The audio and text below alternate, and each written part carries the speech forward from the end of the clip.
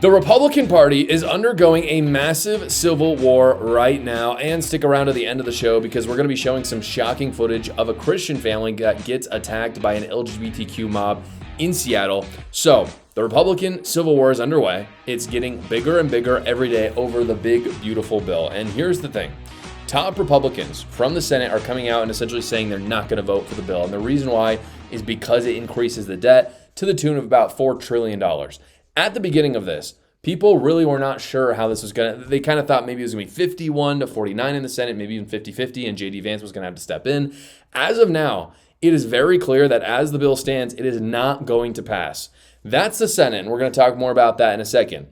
However, Elon Musk, who obviously has a lot of pull on the right now, Elon Musk came out and talked about his feelings toward the bill, and it was not super positive. It was not good at all. As always, guys, please like this video and subscribe to the channel so other great patriots like yourself will see it. Here is that video of Elon Musk.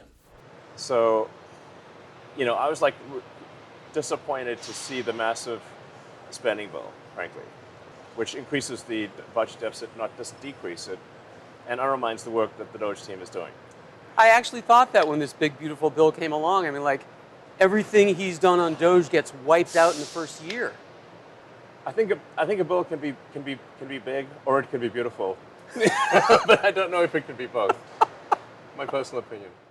Really, who can disagree with what Elon Musk is saying there? Ironically, Elon Musk actually thinks a lot more conservatively than most Republicans do right now. And Elon Musk, by the way, is a self-described liberal. He's a classic liberal. He's really not conservative. But what he says there, this idea that a bill can either be big or it can be beautiful, is conservative to the core. And I think this really represents the divide that Republicans are having right now in the party, which is that one wants to do spending into oblivion, but on really good things. I don't want to strawman these arguments. I think there's merit to both sides. They want to just keep spending and keep spending, but they're going to do it on things that they believe are good for Americans and are obviously pro-America, conservative, all of that. However, the other side says enough is enough. The math doesn't math. It doesn't work. And so we can't keep doing this without increasing taxes. There's basically two options, really. You can either increase taxes by a ton to get down your debt, or you can have hyperinflation and print the money. And both are basically taxations at the end of the day. Rick Scott is actually one of the senators who is saying now that he is not going to vote for the bill because of how inflationary or how much debt it's going to be. Charlie Kirk was actually asking about this on his show, kind of gets all of his thoughts down on the table, and his response was very blunt, but it's very telling. Here is that. So, Senator, would you say without any changes at its current composition, would you vote no? Oh, absolutely. I'd vote no. This bill doesn't have it. If they brought it to the floor right now, there's not a chance it'll get the 51 votes it needs. So look, we all know we have to balance the budget. Look, we know that it's getting harder to sell our treasuries. We know interest rates are going up. We want to get interest rates down. We get inflation under control. That means balance the budget. So as it stands, with that response from Rick Scott and other senators, it seems like this bill is only going to get 47 or 48 votes. It's not going to even get close to what it needs. So obviously, it's going to have to go through some massive changes because the tax cuts are going to expire at the end of this year, and that is just simply not an option for Republicans. There is just no world in which the tax cuts don't get permanently enshrined. That's going to happen. So some sort of bill has to get through. My senator, Mike Lee, said pretty much as much in a tweet today. He basically says that the bill that they're going to be sending back to Congress is going to look completely different from the first bill. And this is, frankly, why I think the bill being so tight in the House was a little ridiculous in the first place. I understand everyone wants to get into the bill what they want to get in, but let's be honest, this bill is going to look completely different in a month or maybe even, hopefully less, in a few weeks when the Senate is done with it. DeSantis also, even though he's not a senator, threw his hat in the ring because, again, I think he's running for 2028. And so he's made a lot of headlines recently with this. This is what he said about the bill. He tweeted this out. He said, Elon Musk took massive incoming, including attacks on his companies as well as personal smears to lead the effort on Doge. He became public enemy number one of legacy media around the world. To see Republicans in Congress cast aside any meaningful spending reductions and in fact fully fund things like USAID is demoralizing and represents a betrayal of the voters who elected them. I have to say I agree with that. When you look at the election, It's just very clear that Doge and what Elon Musk was going to do was a massive part of that. I think there actually was a big swath of Americans who said, you know what, we can't all agree on what we want to cut, but most people agree that the debt is a problem. And Doge at least getting rid of the waste, fraud, and abuse is a good thing. But none of that is in the big, beautiful bill. And that really doesn't make any sense. I'm not just seeing this, by the way, from Ron DeSantis or Mike Lee and Rick Scott and Ron Johnson, Rand Paul. I'm seeing this from everyday Americans. They're talking about this a lot because at the end of the day, why would those people be incentivized to vote for this bill? Like, why would Rick Scott and Ron Johnson and Rand Paul vote for this? They don't want to vote for something like this. It only gives Democrats the ammunition that they want to say that Trump just ran up the national debt. That is not ammunition that Donald Trump or any of those senators want to give. At the end of the day, Republicans have a unified government, so they need to do the most conservative thing. When you have a divided government, say Republicans held the Senate and Democrats held the House, and they were still needing to get some sort of bill through, you have to make a lot of concessions. And you're probably not going to be able to, for instance, defund USAID. But that's not the world we're living in right now. We're living in a world where Republicans have the presidency, the House, and the Senate. So why would you not go as far as you can go conservative-wise? Why would you not reduce the debt and take that win, go back to the American people and say, look, first people, and I don't know, let's say I think Bill Clinton was the last time who did this, to get the debt under control, to have a balanced budget, essentially, to not run up the debt. They need the cuts. This is where I think it needs to be. They need to keep the cuts to Medicaid, which, by the way, it only penalizes people who don't work. So it's not really hurting, your average hardworking American. They need to cut the other useless spending in this bill, like the MAGA savings accounts and the USAID funding, like DeSantis mentioned. They need to keep the tax cuts. They have to do that. The stock market will crash. The economy will probably go into a recession if people are taxed that high, especially businesses, because they can't afford to hire people if they're spending 15% more on taxes, which is what would happen if these policies if the tax bill wasn't implemented. We just can't afford to do that. So they need to keep that. They need to keep the defense spending. That's absolutely crucial. Trump is hugely up in the polls when it comes to immigration. He knows what he's doing with immigration. They need the funding for that. It's clear that Americans want that. They need to get rid of all the other crap that I talked about. That's what Republicans were meant to do. Again, if the American people wanted some sort of kind of liberal, wishy-washy bill, they would have elected Kamala Harris and Democrats to the House. That's what they would have done, but they didn't do that. They didn't do that. Again, looking forward to 2028, I think that the Republican Party is going to go through a massive change. I think it will. I don't think it's as simple as the neocons versus MAGA, which is a lot of what people are saying, right? Because in the early 21st century, in this century, you had what we would consider a lot of neocons. I'm talking about Bush Republicans. And then Trump came along. And he changed the Republican Party for the good, for the better, in my opinion. And so what you had, though, in the Republican Party was kind of a mixture of these two groups, and they're fighting for a long time.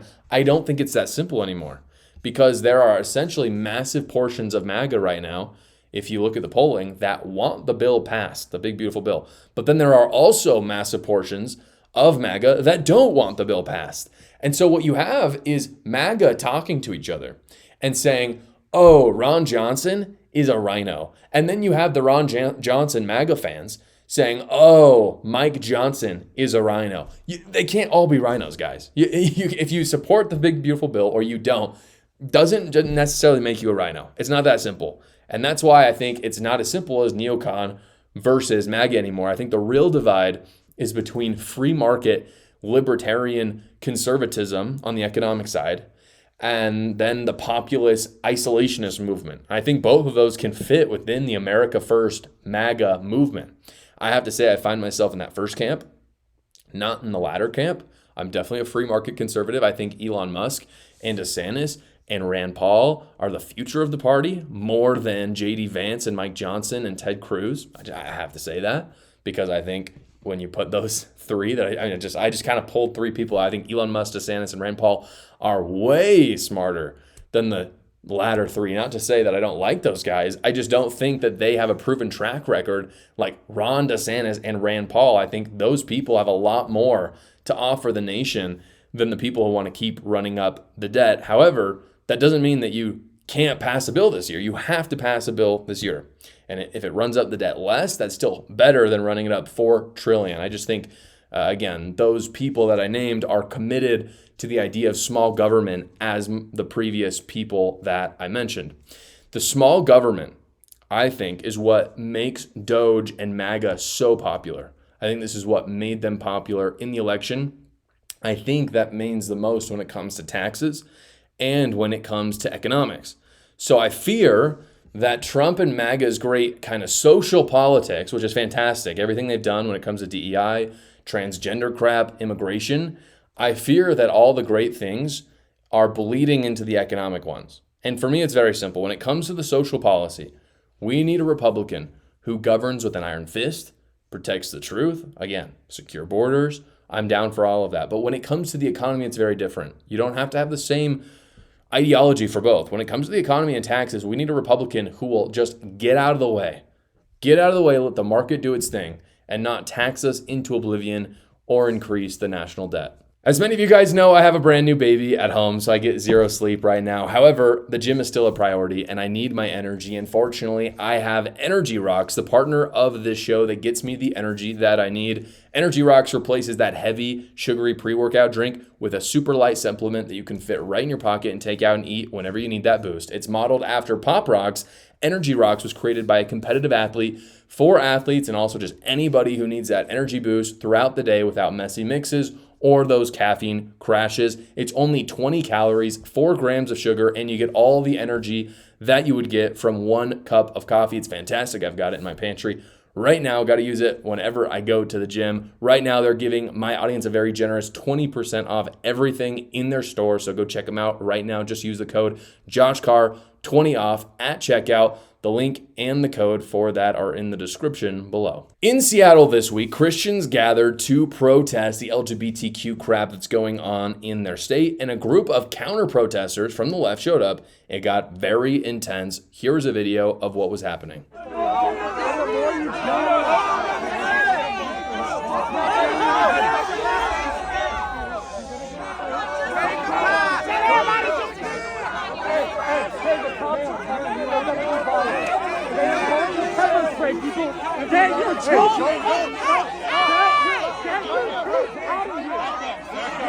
Back up.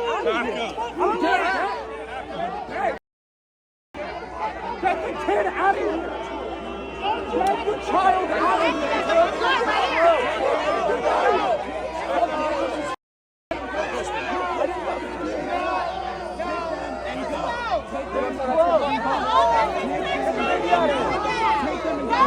So let me start out by just saying, I don't think protesting is very effective on either side. I think rallies are a little different. They're a little more private. They can be helpful for people who especially live in more, leftist areas to see, oh, yeah, there's a lot of people who actually agree with me here if you're conservative.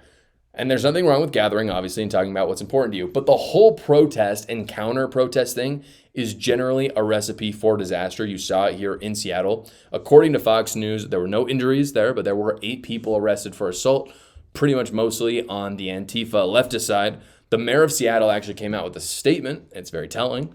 And this is what they said. They said, quote, "Seattle is proud of our reputation as a welcoming, inclusive city for LGBTQ plus communities." They forgot the IA, not cool.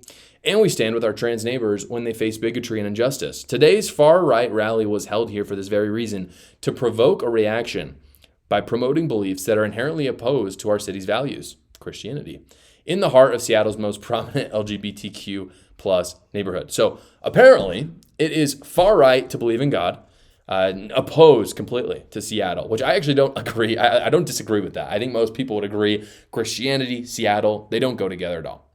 But it's far right to believe in God and to tell people you don't want them sexualizing your kids in schools. And you'll notice that there's no accountability for these people whatsoever. When Antifa shows up and tries to hurt people like you saw in that video, it's not Antifa's fault. It's those pesky Christians who provoked Antifa, which is exactly, provoke is the word that the mayor of Seattle uses.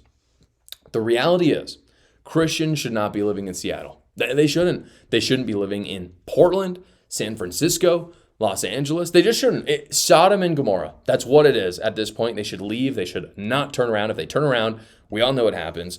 Good Christian families deserve better, should get out as soon as possible to protect their kids. The left is a cult, guys. I talk all about it in my newly released book, A New Cult. I talk about some crazy, crazy stories that I know you'll enjoy reading about. I had a great time researching and writing the book. You can check it out right now. The link is in the description below. Thank you so much for watching this video, everybody. Please like the video and subscribe to my channel so other great patriots like yourself will see it. And tune in every single weekday at 6 p.m. Eastern Time to see the live show, or you can check out another video right here.